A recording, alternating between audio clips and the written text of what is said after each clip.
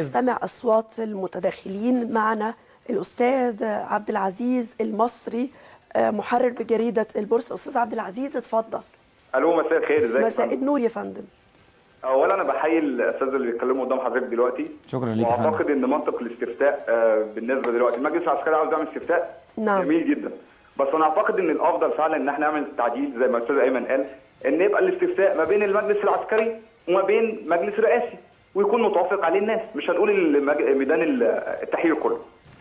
في حاجه ثانيه بس يا فندم، انا بس اخد على حضراتكم فيها. بس دلوقتي يا فندم من ابسط يعني المهنيه ان يبقى في يا فندم دلوقتي حضراتكم كنتوا جايبين خلال ما كان الاستاذ ايمن بيتكلم والاستاذ بدر دلوقتي المشاهد بتاع محمد محمود بدون حياديه، جايبين دلوقتي كل المصابين، عساكر امن مركزي، جايبين كل الناس، جايبين بلطجيه، مش جايبين الناس. انا دلوقتي في التحرير مش جايبين الناس الحقيقيين، انتوا جايبين بلطجيه دلوقتي بيضربوا الناس، جايبين دلوقتي واحد بيعمل وبلطجي بيرمي مولوتوف. ده مش منطقي يا فندم.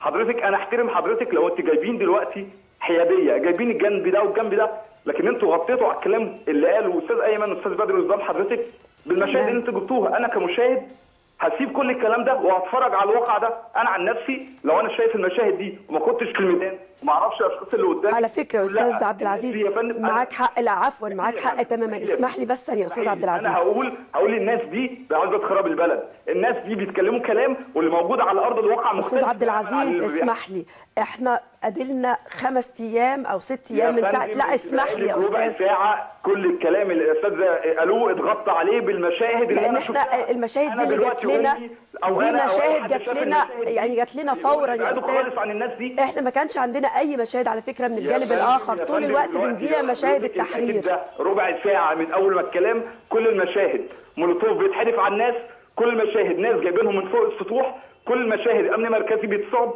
وما جبتوش. طيب هل ده كان حصل فيه ده حقيقي ولا مش حقيقي يا استاذ عبد العزيز؟ يعني الصور دي احنا مفبركينها ولا الصور كانت موجوده؟ يا فندم مع احترامي اجيب الصورتين، ما اجيبش من منظور واحد. لا يبقى حضرتك لسه حضرتك لسه داخل علينا دلوقتي. لا لا لا لا تبع البرنامج بتاع حضرتك من ساعه ما جبت استاذ رمضان اللي هو كان مسجون سابق ودخل عليه سياده اللواء، دخل عليه ناس كتير جدا يا فندم. ممكن بس اقول كلمه يا استاذ ايمن؟ اتفضل حضرتك طبعا. استاذ ايمن اتفضل يا دلوقتي يا استاذ ايمن، كل الكلام اللي حضرتك قلته وانت الاستاذ بدر اتغطى عليه بالمشاهد دي. اي مشاهد عادي هيشوف المناظر دي مع كلام حضرتك هيتسفه كلام حضرتك.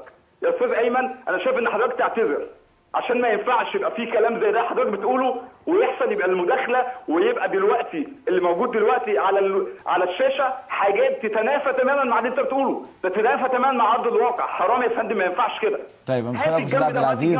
وانا ساعتها احترم.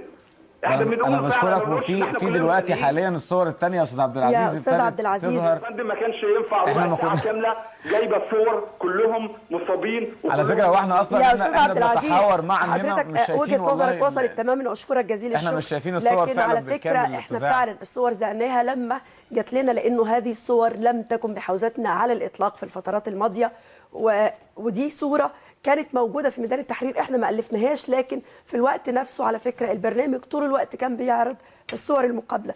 اما موضوع الصور فده ممكن بالفعل يتم النقاش فيه مع فريق العمل.